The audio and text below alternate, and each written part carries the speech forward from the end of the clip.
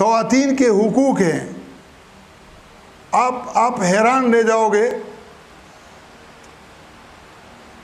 ایران کے اندر متع ہوتا ہے. کیا ہوتا ہے؟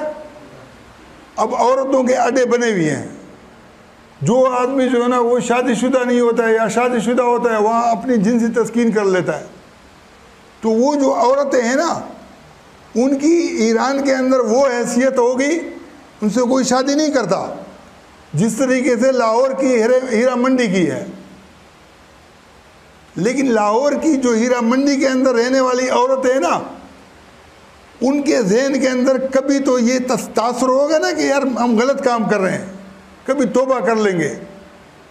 یہ فکر وہاں تو مذہب کا لبادہ ہے، انہوں نے تو توبہ بھی نہیں کرنا ہے.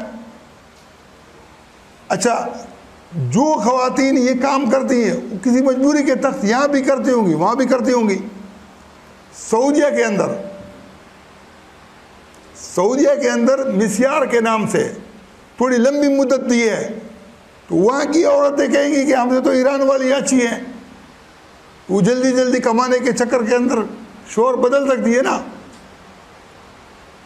اب ایک اور جو ہماری تہذیب و تمدن کا وہ ہے، وہ کیا ہے؟ داشتہ یا رکیل. جس کے ساتھ نکاح نہ ہو اس کے ساتھ آپ وہ تعلقات رکھو. لیکن جو متع والوں کی حالت ہے نا یا مسیار والوں کی حالت ہے، وہ جو رکیل ہے یا داشتہ ہے نا وہ خود کو پھر بھی عزت والی محسوس کرتی ہے کہ یار کسی حکمران، کسی تاجر، کسی بڑے آدمی کی میں رکیل ہوں یا داشتہ ہوں. ان سے زیادہ ان کو اپنی عزت لگتی ہے.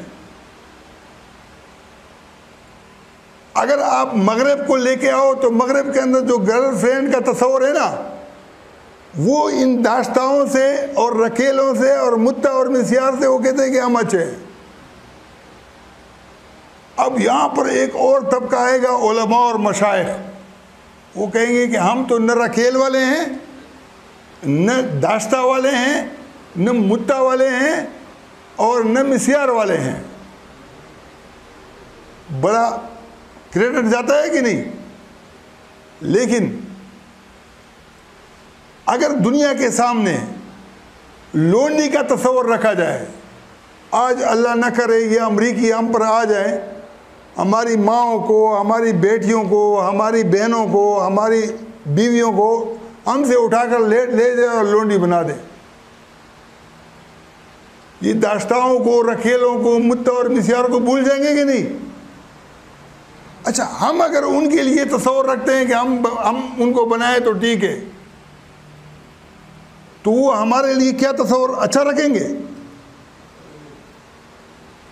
اللہ تعالیٰ نے قرآن کے اندر فرمایا ہے کہ یہ جو لونڈی بنانے کا طریقہ کار تھا نا یہ آل فرعون کا تھا. کیا رسول اللہ صلی اللہ علیہ وسلم کو اللہ نے اس لیے مبعوث کیا تھا کہ ہزاروں انبیاء کرام کو بنی اسرائیل کو لونڈی سے بچانے کے لیے اللہ نے ان میں مبعوث کیے. تو رسول اللہ صلی اللہ علیہ وسلم کو اس لیے مبعوث کیا کہ فرعون تو چلے گئے، اب مسلمان ان کو لونڈی بنائیں. بات سمجھ میں آ رہی ہے؟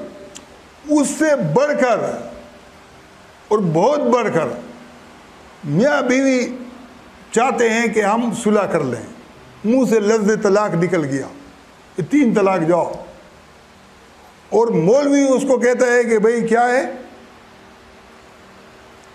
اب اس کا حلالہ نہیں کرو گے تو تمہاری آپس میں آرام کاری ہوگی. وہ بیچارے جو ہے نا جاتے ہیں اور مولوی کے پاس اس کو رات کو چھوڑ آتے ہیں. ان کے اوپر کیا گزرتی ہوگی، کتنی مشکل اس کے اوپر گزرتی ہوگی. حالانکہ قرآن کی جو محکمات آیتیں ہیں اللہ بار بار کہتا ہے کہ عدت میں رجوع کر سکتے ہو، عدت میں رجوع کر سکتے ہو، عدت کی تکمیل پر رجوع کر سکتے ہو. زنا ہے نا، اگر ایک آدمی آنکھ سے کسی کو عورت کو دیکھتا ہے اور بدکاری کی اس کی دیت ہوتی ہے تو یہ آنکھ کا زنا ہے، حدیث میں آتا ہے. ہاتھ کا زنا، پیر کا زنا، اس کی طرف چلنا. لیکن زانی کو حد جاری کرنے کے لیے کتنے گواہوں کی ضرورت ہوتی ہے؟ 4 گواہ کی ضرورت، اور یہ سارے معاملات ہوتے. اچھا، حلالے کے لیے کوئی تصور ہی نہیں ہے یار. حرام کہہ دیا 3 ہو گئے, فلانا کہہ دیا 3 ہو گئے, فلانا کہہ دیا تو حلال. بھائی قرآن کے اندر جہاں 230 نمبر البقرہ کے اندر حلالے کا ذکر ہے, اس سے پہلے 228 میں, 229 میں, پھر 231 میں, 232 میں, پہلی 2 آیات میں عدت کے اندر رجوع کی وضاحت ہے, اور اس کے اگلی 2 آیات میں 30 کے بعد 31 اور 32 میں عدت کی تکمیل حلالے کے بغیر رجوع کا ذکر ہے. تمہاری سوئی وہاں اٹکی ہوئی ہے. اور لوگوں کو 3 قسم کی جو نا میاں بیوی کے اندر 3 قسم کی بنیاد پر اختلاف طلاق ہوتی ہے. میاں طلاق دے دیتا ہے نا, بیوی نہیں چاہتی, ہوتا ہے کہ نہیں معاشرے میں. دوسری صورت یہ ہے کہ بیوی ضد کرتی ہے کہ مجھے طلاق چاہیے, تو شوہر دے دیتا ہے. تیسری صورت یہ ہے کہ دونوں چاہتے ہیں کہ ہم الگ ہوں. تو پہلی صورت یہ ہے کہ دونوں الگ ہوں باہوش و حواس, اور آپس میں کوئی رابطے کا ذریعہ بھی نہیں چھوڑیں. پورا لکھا ہوا ہے. نور الانوار کی میرے پاس سند ہے, وفاق المدارس کی, بنوری ٹاؤن کی, اس کے اندر یہ لکھا ہوا ہے کہ 230 سے پہلے 229 میں جو لکھا ہوا ہے نا کہ باہوش و حواس جدائی ہونی چاہیے, یہ 230 جس میں حلالے کا ذکر ہے یہ اس صورت سے مشروط ہے. اب جب دونوں میاں بیوی چاہ رہے ہیں کہ ہم نے الگ ہونا ہے, رہنا ہی نہیں ہے, معاشرہ بھی کہتا ہے, اور رہنے کی واپس ملنے کی کوئی صورت بھی نہیں چھوڑتے, تو سوال یہ پیدا نہیں ہوتا ہے کہ صلح کر لیں تو ہو سکتا ہے کہ نہیں ہو سکتا. سوال یہ پیدا ہوتا ہے کہ وہ شوہر جو ہے اس کے باوجود بھی کہ وہ چاہتا نہیں ہے کہ وہ رجوع کر لے, نہ بیوی چاہتی ہے, اس کے باوجود بھی اس کے ذہن کے اندر یہ بات ہوتی ہے کہ اگر محلے کے اندر اس نے کسی سے شادی کی, میری بچوں کی ماں ہے, تو میری ناک کٹ جائے گی. دوستوں میں تو پابندیاں لگاتا ہے. تو اللہ تعالیٰ نے کہا کہ شوہر کو پابندی لگانے کی ضرورت نہیں ہے, اس کو اس کی اجازت نہیں ہے. عورت جہاں چاہے جو نہ شادی کر سکتی ہے. وہ جو رسم ہے نا, لیڈی ڈیانا کو جب شہزادہ چارلس نے طلاق دی تو وہ برطانیہ کے رہنے والے تھے, اور طلاق کے بعد وہ کسی اور سے شادی کرنا چاہتی تھی, تو پیرس کے اندر اس کو مار دیا, فرانس کے اندر مار دیا. اس کو اپنی غیرت کے خلاف لگ رہا تھا. رسول اللہ صلی اللہ علیہ وسلم کے لیے اللہ نے کہا کہ آپ کے عورتوں سے کبھی نکاح نہ کریں, اس سے اذیت ہوتی ہے. ہر آدمی, جانور جو ہوتا ہے, کبوتر کی اگر جوڑی دار ہوتی ہے نا, وہ بھی برداشت نہیں کرتا, مرغ بھی برداشت نہیں کرتا, کتا اور گدھا بھی برداشت نہیں کرتا. انسان کے اندر بھی یہ چیز ہے کہ وہ برداشت نہیں کرتا کہ اس کے ساتھ جو رہی ہوئی بیوی ہو. لیکن اللہ تعالیٰ نے انسان کو انسانیت سکھانے کے لیے کہا ہے کہ بھئی جب تم نے آپس میں نہیں رہ سکتے ہو, تو جب آپ اپنی مرضی سے جہاں چاہتے ہو شادی کرو تو اس کو بھی کرنے دو. اگلی آیت کے اندر 230 کے اندر یہ وضاحت ہے. 231 کے اندر اللہ نے کہا ہے کہ اگر طلاق دے دی تو عدت کی تکمیل کے بعد بھی آپ رجوع کر سکتے ہو.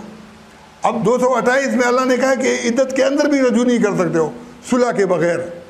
تو اللہ تعالیٰ جو ہے نا پھر یہ کہہ سکتا ہے کہ عدت کے بعد بھی آپ رجوع کر سکتے ہو. غیر مشروط, غیر مشروط نہیں ہے, معروف طریقے سے. معروف طریقے سے وہ ہوتا ہے کہ میاں بیوی دونوں راضی ہو, تو معروف طریقے سے رجوع ہو سکتا ہے.